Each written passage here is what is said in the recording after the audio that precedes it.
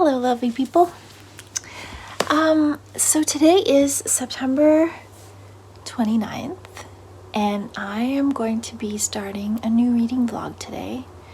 I have had this reading vlog planned for months, and I have reached a really important crescendo in my reading, which is the fourth quarter of the year, which is the time where I read for more like pure pleasure than I read the rest of the year. I don't know, I have agendas a lot for the rest of the year, but this time of year I read as much for pleasure as possible.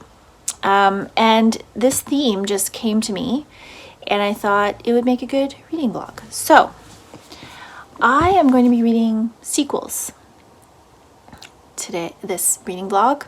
There's 4 books on the TBR for this vlog, and I'm going to tell you about them right now. The first one is Son of a Witch by Gregory Maguire, which is the sequel to Wicked. I read Wicked quite a while ago now. I'll probably look up what year it was, just so that I know how much distance there is. So I would say it's been at least 3 years, maybe 4 years since I've read it. And I really, at the time when I was reading it, it was just an average read for me. But that book has stayed with me. The tone of that book, the kind of underlying themes of that book, the edginess of it, all of that has stayed with me. And so I was like, I need to read the next book. And I ended up getting this book in a free book exchange group on Facebook. This one follows the son of the Wicked Witch of the West. It's set in the world of The Wizard of Oz. If you don't know about Wicked, I don't know how. I mean, it's been a Broadway musical for a really long... It was a Broadway musical for a really long time. It's a very famous story. I'm going to read the sequel, and I might not continue, but that's okay. Another book I read quite a while ago was The Siege by Helen Dunmore. This is historical fiction. The Siege was set in Leningrad during the Nazis' siege of that city, in which thousands of people starved to death. It was very, very harrowing to read. It was very difficult. I needed a long break between that book and this book, which is called The Betrayal, which is set in 1952 in Leningrad. And we are following the 2 characters that are together, the couple, at the end of the siege. So Helen Dunmore is an amazing writer. Her book, The Lie, is one of my favorite books of all time. I really enjoyed The Siege, but it was very hard to read because, as you can imagine, when people are starving, it gets pretty dire, and it's pretty difficult to read that subject matter. But I think she did a brilliant job, and I want to read the sequel and see what happens to these characters that I got fairly attached to when I was reading The Siege. And this book that I got secondhand is actually signed by Helen Dunmore. So I didn't really realize that when I bought this secondhand, and I was really happy to see that afterwards.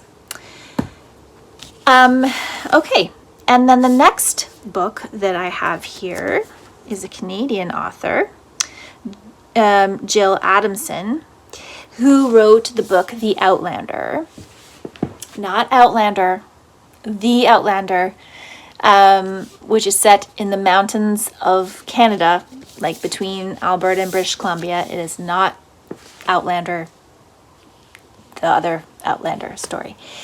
So this is a sequel to The Outlander, and it's called, obviously, Ridgerunner. This was nominated for the Giller Prize. It was on the long list a few years ago. And we are following... We're just continuing on the story. We're at a different stage with a different character. So, to be honest with you, I don't actually remember who all these characters are, but the Outlander is actually the main character is a woman, and I believe that this Ridgerunner follows the male lead in the Outlander, later on. But like I said, I'm hoping that Gil Adamson did that thing that I love when authors do, is that they weave the first story into the second story so that you can remember all the details that you need to remember in order to read the next book. Because I am not one of those people that goes back and rereads a book before I read the sequel. I just can't do that. I don't have time. Maybe I would if it was, like, depending on what book it is. But I trust that Gil Adamson has done that for me in this book, and I'm not going to go back and read the other one, and I'm going to just enjoy this one for what it was. I picked this one up. This is a hardback. I got this for such a steal. It was like $10 at a bookstore, so I was pretty excited to get my own copy of this, and such a nice copy as well. And then the fourth book is The Lewis Man by Peter May, which is the sequel to The Black House. Technically, this is in a trilogy. So I'm only going to talk about reading the second one in this vlog. But that's the same thing with Son of a Witch, right? Because this is also a longer series. And so both of these are not technically sequels in the sense that they're the only book they're the second books, so they're sequels, but there's more past these. This is a trilogy. I will definitely read on that, not on this vlog, and this one is TBD. I'm not sure if I'll continue on unless I want to stay in this world longer. Okay, these are the 4 books that you're going to hear about in this vlog. So I am ready to hunker down and do some really fun vlog reading. And I'm going to bring you along with me. So I will check in again when I have started reading some of these books.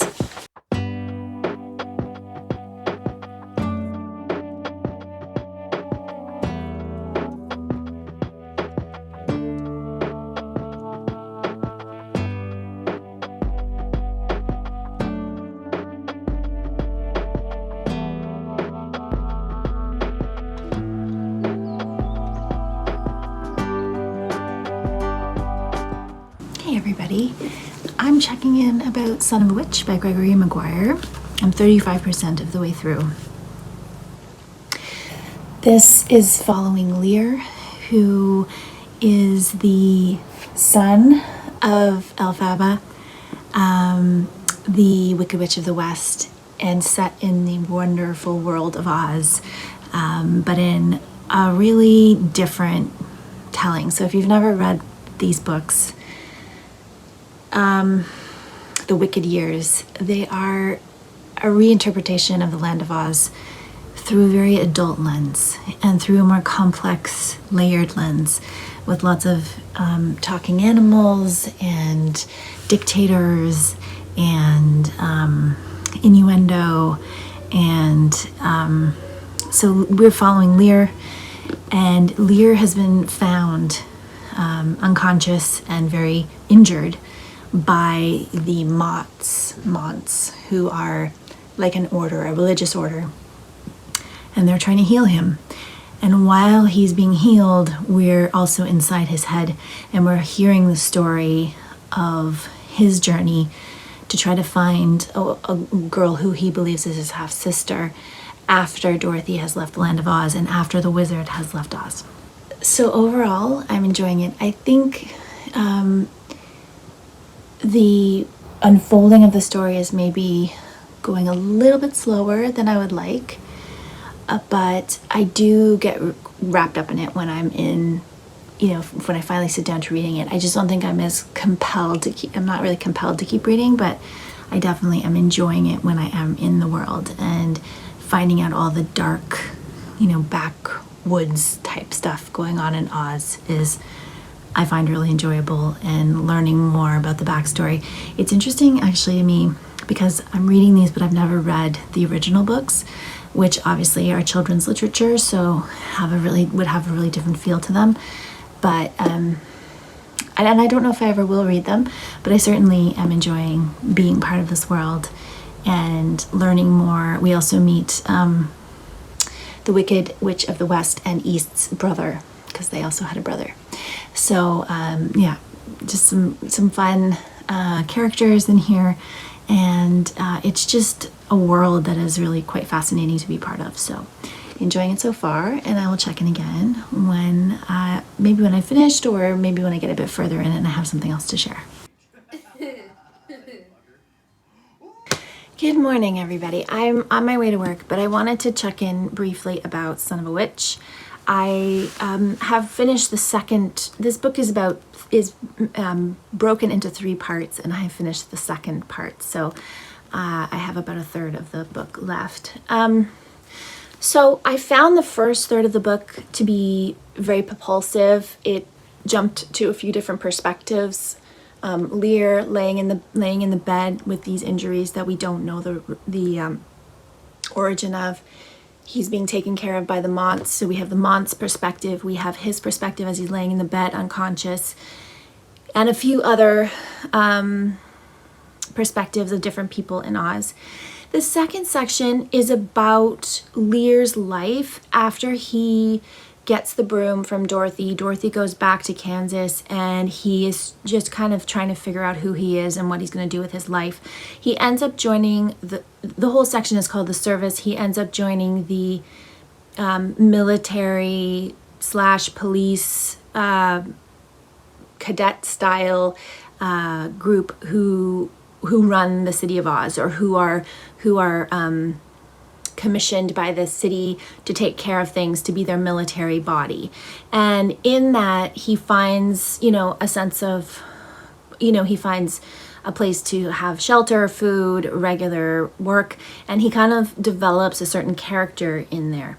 I found that section to be a bit of a drag. I didn't super enjoy reading it because it covered a lot of time. So I think we're supposed to believe that at least 5 to 10 years has passed while he's been in this military service.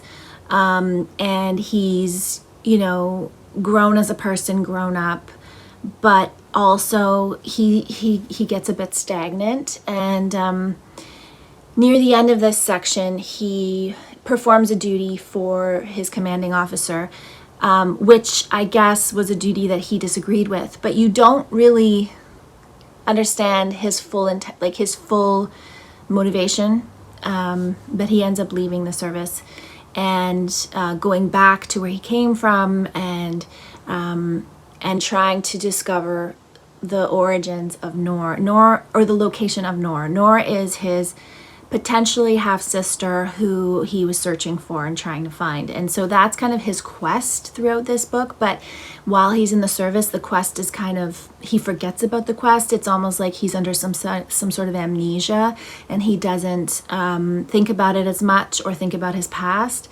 It's kind of like almost like he's in an induced state of like a drugged state almost, where he's just allowing himself to not connect with who he used to be, or his desires. So it's a bit of I found it a little bit boring. I found it a little bit maybe too long, maybe and also maybe just not enough of his internal turmoil or thoughts. There's some moments where he kind of has these out-of-body experiences. I'm not exactly sure what those are supposed to tell us about him, but maybe that he's got magical ability. I'm not sure. So so now we're at the last section, which is called The Emperor Apostle. And I'm hoping that this section is Lear in present time, after he's recovered from his injuries. There is a woman who is staying at the Monterey. Her name is Candle, and she was kind of reviving him, and I think they are going to maybe leave together. And I'm hoping that there's a little bit of a revival of his personal interests and of his own kind of oomph and finding who he is, and in becoming whoever he's going to be in the land of Oz as he becomes an adult. So that is where I am in Son of a Witch, and I will check in again with you when I have finished it.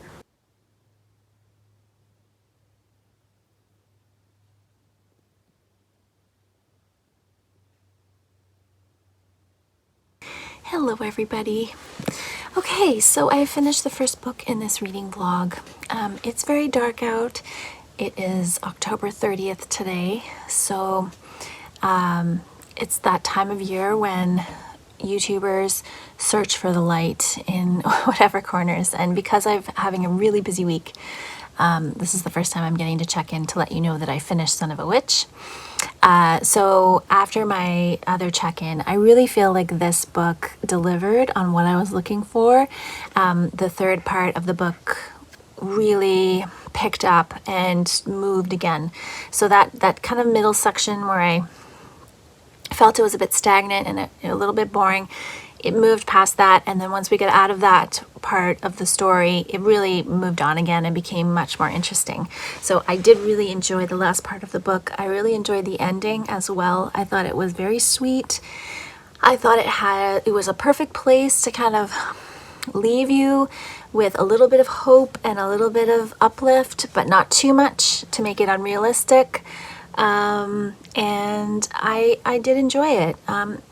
I don't think I will continue on in the series right now. If these books and this world stays with me for another, I don't know if it would be 7 years again, but certainly in another few years, if I'm in the mood to go back to this world, then I will read the third book, A Lion Among Men. But for now, I'm really glad I read this. I really enjoyed being with Lear. I really enjoyed him as a character. I think he had a wonderful mixture of a lot of qualities that I enjoy in characters, such as a sense of self, a strong sense of self, but also wanting to change and learn. Someone who could see when he was making mistakes and try to correct them. And I loved his self-reflection, his ability to see his lack of education, for example, and then how he sought out education through other means because he knew he hadn't been educated academically the way other people had. And I thought that was very admirable of him.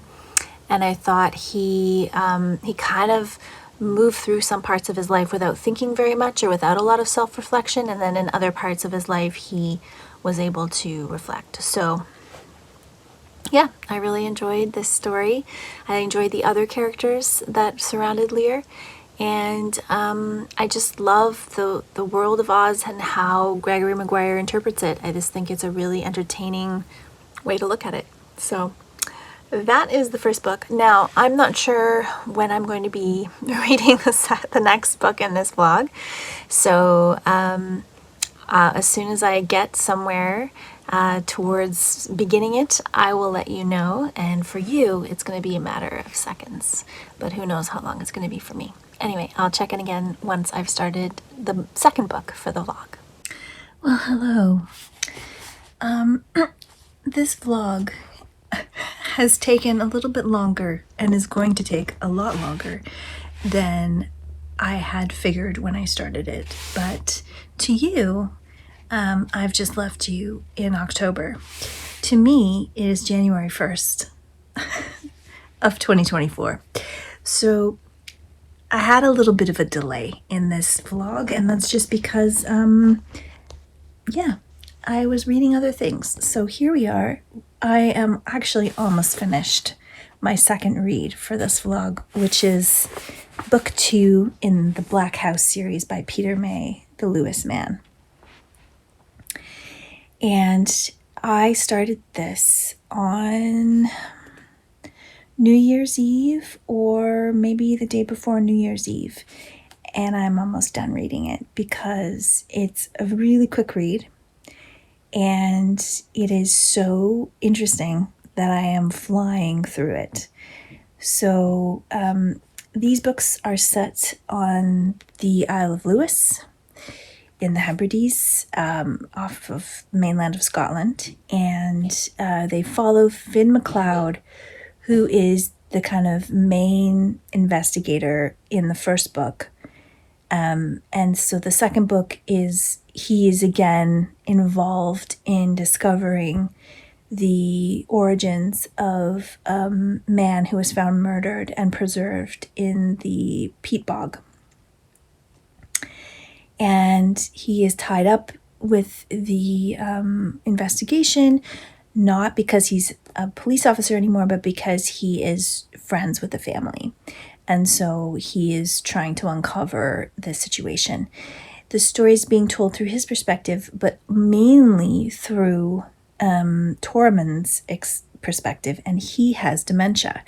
And so it is not a linear narrative because he is remembering his life, and he's in the present where he's confused often and not understanding what's happening, and then he's mostly in the past and reliving his past, and that is tied to the mystery of this man in the bog. So it is super interesting, and the descriptions of the islands and the wild nature and the wild weather are, as always, very, very good.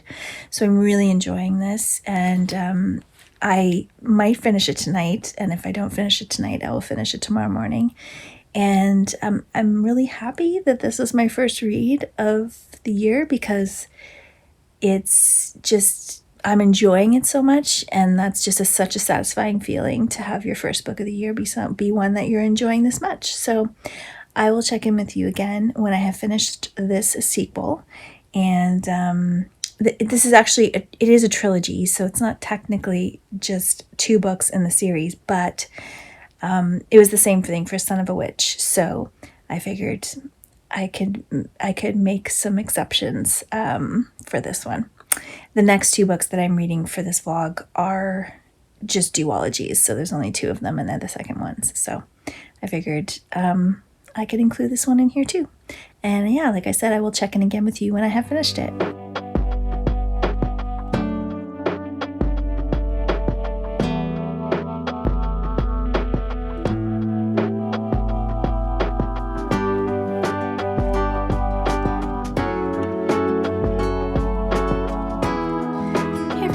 So I finished The Lewis Man by Peter May today, and I very much enjoyed it. I enjoyed the sequel more than I enjoyed the first, so that is always a good thing.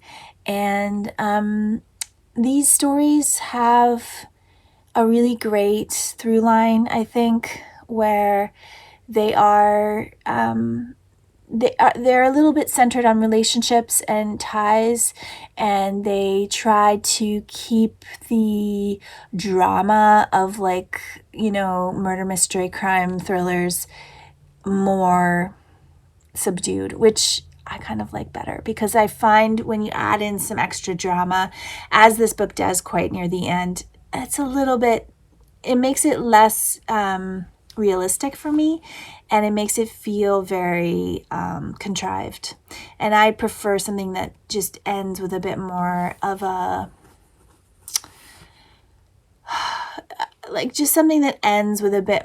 nice gradual thing than such an abrupt, quick, plot-driven ending. So if that makes sense, I don't know if that makes sense, but that's the way I ended up feeling about this book. So I'm curious to see how the third one, which I will definitely read, plays out in relation to the whole story. And I think it's satisfying to get to be with these characters again for another series of time through another book. And you have this stronger connection to them because you've already met them in the first book. So yeah, The Lewis Man was a very successful read in my next reads of sequels vlog, and I will check in again with you soon when I have figured out which book I will read next in this vlog. There's 2 more, so I'll check in again soon. Hey, all right, so I've moved on to the next book in this vlog, and that is The Betrayal by Helen Dunmore. I read the first book in this series, The Siege, probably 2 or 3 years ago. The first book is set in Leningrad during the siege of Leningrad by Nazi Germany. I believe that was the starting in 1942. They were under siege for hundreds of days, and the city of Leningrad, people died of starvation. It was horrific, and the book goes into very good detail of that and what they did to survive. And so the Betrayal is set in 1952 Leningrad, and you have a family of three who survived the siege, and you're following them. So we have Andrei, who is a doctor specializing in juvenile pediatrics at a hospital in Leningrad. Anna, who's his wife, who is, she is a nursery school teacher, so a preschool teacher, specializing in data collection around nutrition. And you have Anna's younger brother, let me just remember his name correctly, Kolya. And Kolya is 16, so Anna and Kolya's mother died right after Kolya was born, so Anna is effectively the only mother that Kolya has ever known, and their father was alive for quite a while during Kolya's life, but he died during the siege, and you get to know him as a character in the siege. So what they're faced with now is living in under Soviet rule, and all of the paranoia that comes along with that when a high up official in the Soviet government brings their son to the hospital because he is sick. And all of the doctors are reluctant to become embroiled with this person because they know the danger of standing out in any way in this society. So you very much get this sense of the paranoia of this society, of trying not to make any waves or stand out in any way because you don't want to be put in jail or killed or accused of anything at all. You just want to live your life. And especially because I've become so attached to the three characters from the first book, I just want them to be happy and to have like the quiet little life that they want to have. I don't want them to be to have to deal with anything more, but obviously by the name of this book, something's going to happen. So that's where we are in The Betrayal. I love Helen Dunmore's writing. She writes amazing characters that are just so rich and complex, and I think she's just an excellent historical fiction writer. So that is The Betrayal, and I will check in again with you probably when I get halfway. So at this point I am 73 pages in, and I think this is so this book goes to about 320 pages. So I'll check in with you when I'm halfway.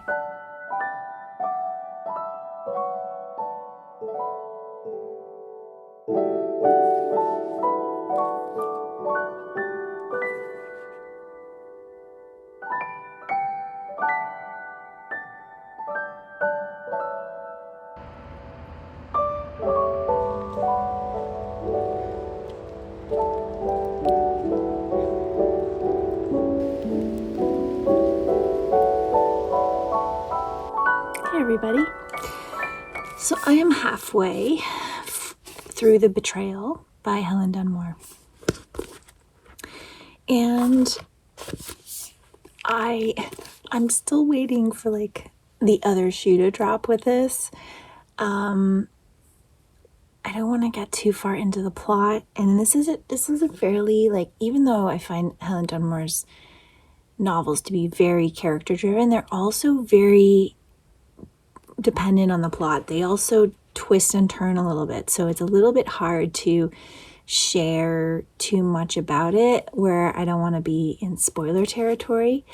But essentially our main characters, Andrei and Anna, they've gone through this ordeal of Andrei treating the son of a very high up member of the Communist Party. And they thought they got through, and their life is pretty good, pretty stable. But something has changed with the status of the child. And so now, who knows? Who knows what's going to happen? So I'm nervous. I'm nervous reading this because I don't want something bad to happen to them. And I think the bad thing is gonna come soon because it's called The Betrayal. I'm waiting for this. So I'm nervous. I'm enjoying it. I want to know what's going to happen. But I'm also scared because I don't want anything to happen to them. But yeah, so that's where I am halfway. I don't feel like, I don't think I can say any more about her writing. She writes really compelling characters into challenging situations, and you're just trying to wait and see what's going to happen to them, how they're going to deal with it, and it's a little bit scary. Not scary in the sense of being scared, but you worry about the characters. I guess that's what I'm trying to say. So anyway, that's where I am, and I will check in again when I've finished it.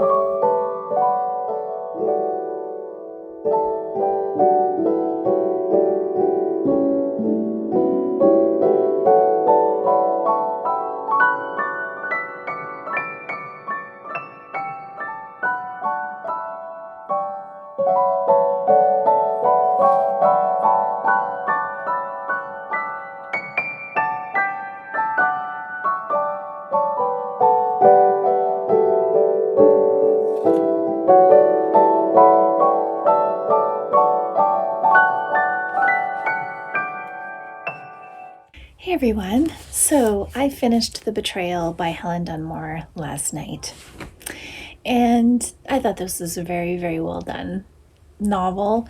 It certainly has a very bittersweet ending, and it reveals the absolute, what is the word I'm looking for?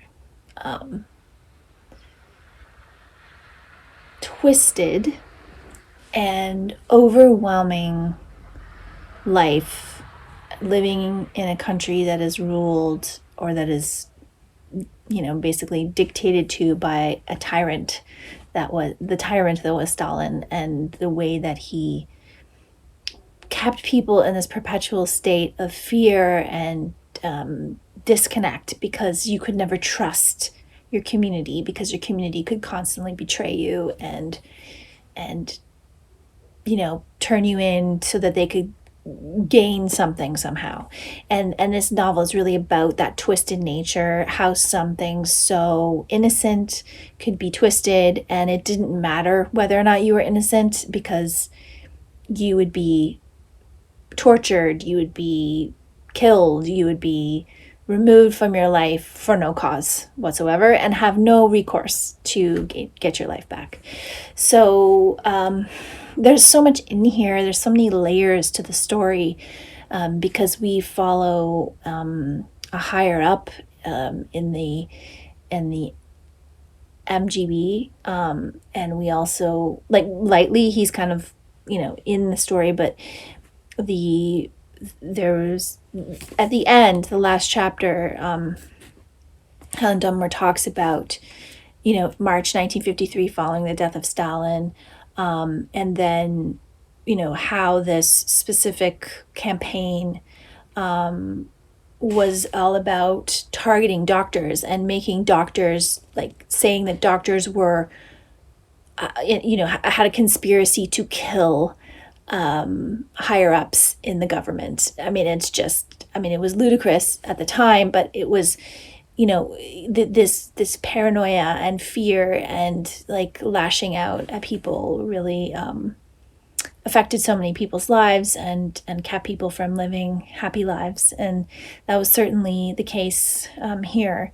And so I do recommend both The Siege and The Betrayal if you're interested in the history of Russia, and in Leningrad specifically, and also in the claustrophobic feeling of living in a society such as this, where you really can't trust anyone except your most close loves. And even then, like, having to do things like denounce each other to protect your family is just, the idea of it is very difficult for someone who's grown up in a Western democracy not saying that Western democracies are perfect by any means, but just saying that there's a lot more freedom of thought and trust in systems than in other places. So that is The Betrayal by Helen Dunmore, and that is the end of this part of the vlog. I will check in with you. I have one more book to read in this vlog, and I'm not reading it at the moment, so it'll probably be a few weeks for me before you see me again, but only a couple seconds for you. Hello. Okay, I realized that this reading vlog is going to be the longest reading vlog that I've ever made in terms of time, because I started this reading vlog in October and it is now April.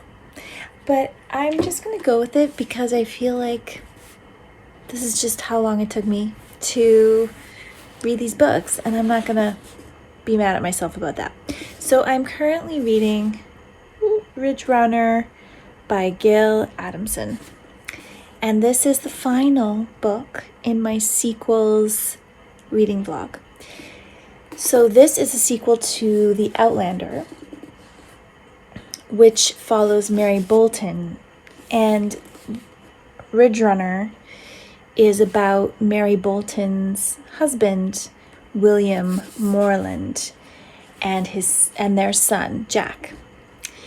And the writing in this book is very good. This was longlisted for the Giller Prize in 2021, I think.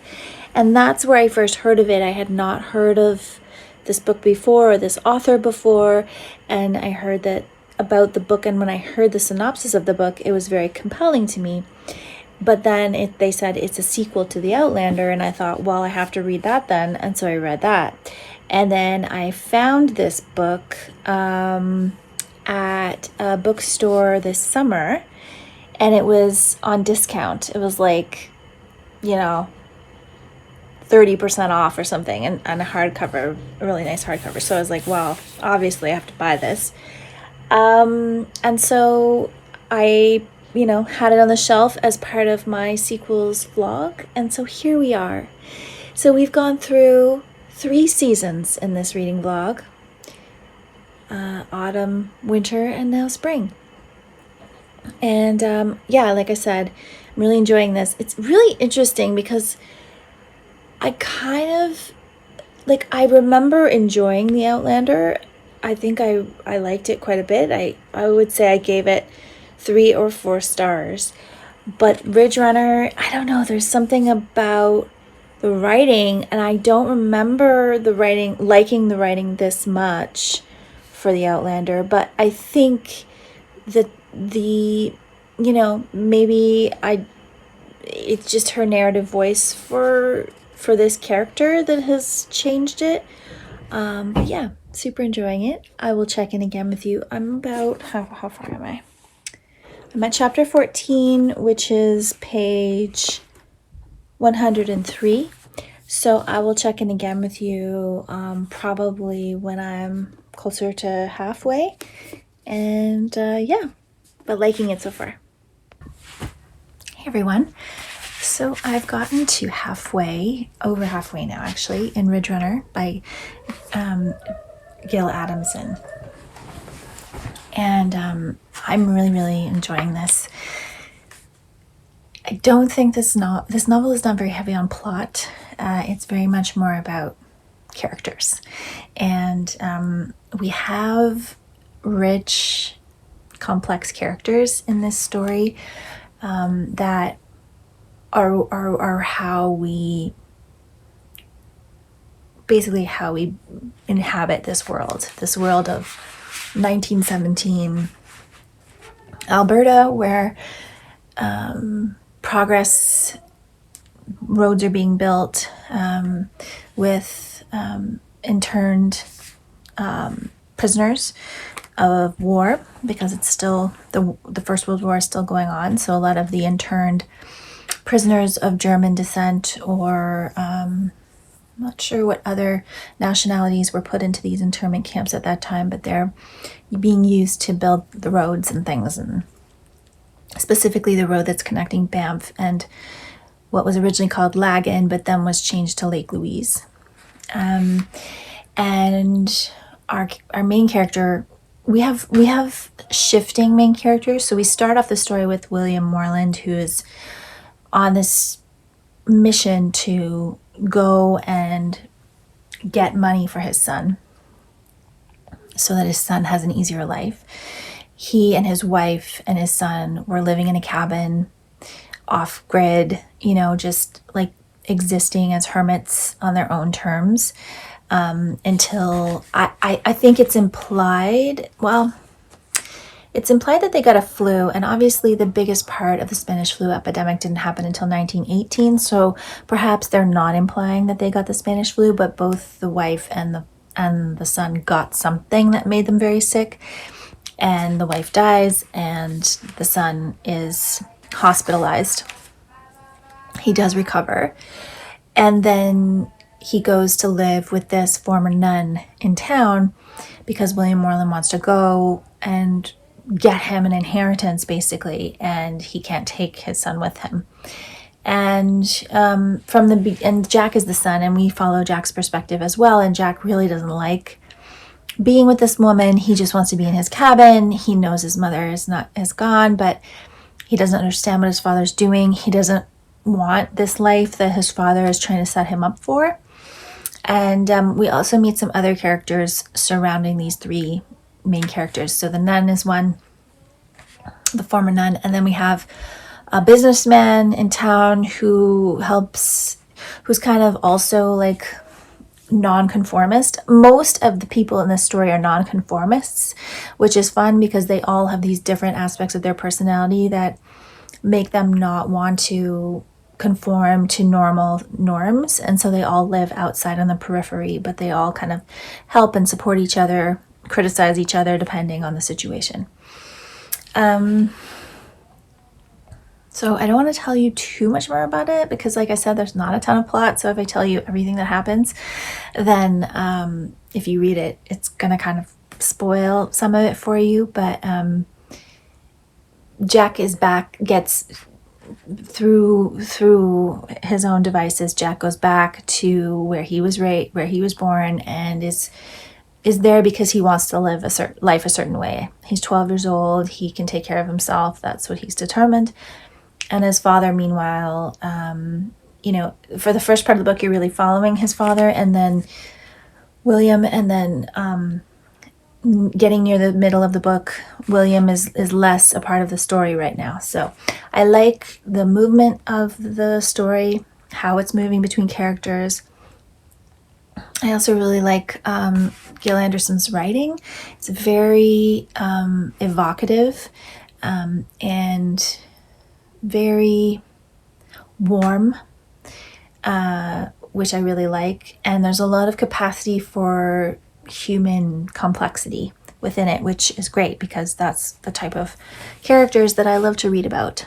So that is my halfway for Ridgerunner, and I will check in again with you when I have finished it.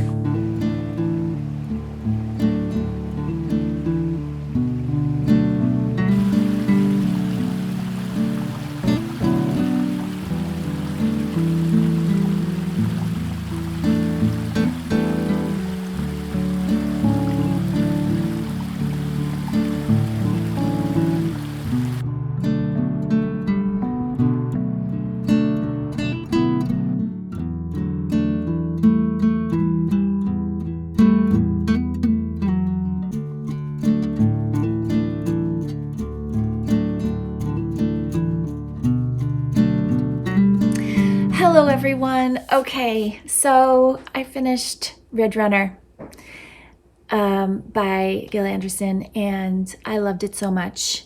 I am amazed at this vlog because almost every single sequel that I've read in it, I've liked better than the first one. So that's been such an amazing part of this vlog for me. I would highly recommend picking this up. I would say that it is better to read The Outlander first because you just get that that first layer of the characters. Like, you get to know some of the characters and then you see how they change and evolve in the second book, which I think just makes it that much more meaningful. But you could read this as a standalone as well. You know, I think that if anything, this vlog has shown me that sometimes, you know, authors, you know, they start with a character and they do the best they can with the first book to like really capture everything. But there's also a place for this idea of developing a character further and allowing that character to get more complex and more layered, and you have that context in the back of your head from the first book, and it plays through and leads you through the second time. And I think that you know, this could be a trilogy. She could write another book, but she did end it in a way that felt very satisfying to me, and that concluded enough that you feel like the characters have completed in your mind. So really would say that, you know, this is worth checking out if you like nature writing, if you like historical fiction, if you like literary fiction. I mean, the writing in here is excellent.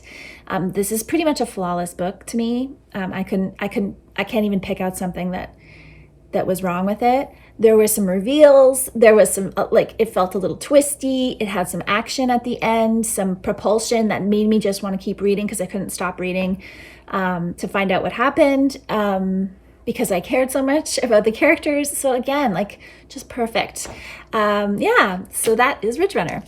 Okay, so to wrap up this vlog, which has been so many months for me, but for you will seem like not as much time, but I will just remind you of the books that I read in this vlog. Son of a Witch by Gregory Maguire. This is the second in the the Wicked Years series. I did really enjoy this. This was a very light read, so it's not something that's too serious, but I just love the way Gregory Maguire writes this story. It's just, it has a really wonderful flow to it. It challenges your ideas of what this world is, and I've just found it really entertaining and fun. Peter May's The Lewis Man, which is the second in the Black House series. I think it's the Black House series. Again, you know, I think the story and how he put the story together in the second one, I enjoyed more than the first one.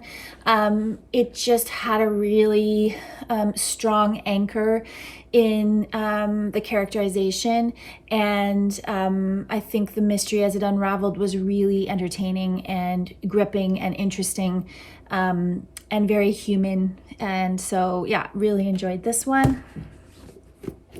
Helen Dunmore, you know, just a master of historical fiction. The Betrayal is the sequel to The Siege, set in St. Petersburg, post-World War II, and we're following a doctor and his partner. And we are, you know, shown the insidiousness of communism and how it can make people do the most bizarre things, and lose their reason around who people really are, in order to try to stay safe themselves, in order to gain power, in order to you know, stay safe. And so it's just, it's very psychological, this book. You're really worried the whole time about the characters, and because I read that, you know, they got through the siege of St. Petersburg by the Nazis, and then you're like, please don't let them have to go through this again, you know. And so it's really, you're really tied to those characters. And then Ridgerunner, which I just wrapped up for you. Again, just an excellent sequel. And so I'm really happy with these books. This was a really successful reading vlog, even if it took me 8 months to do. I hope you enjoyed it, and I will be back again soon with another video. Thank you so much for watching.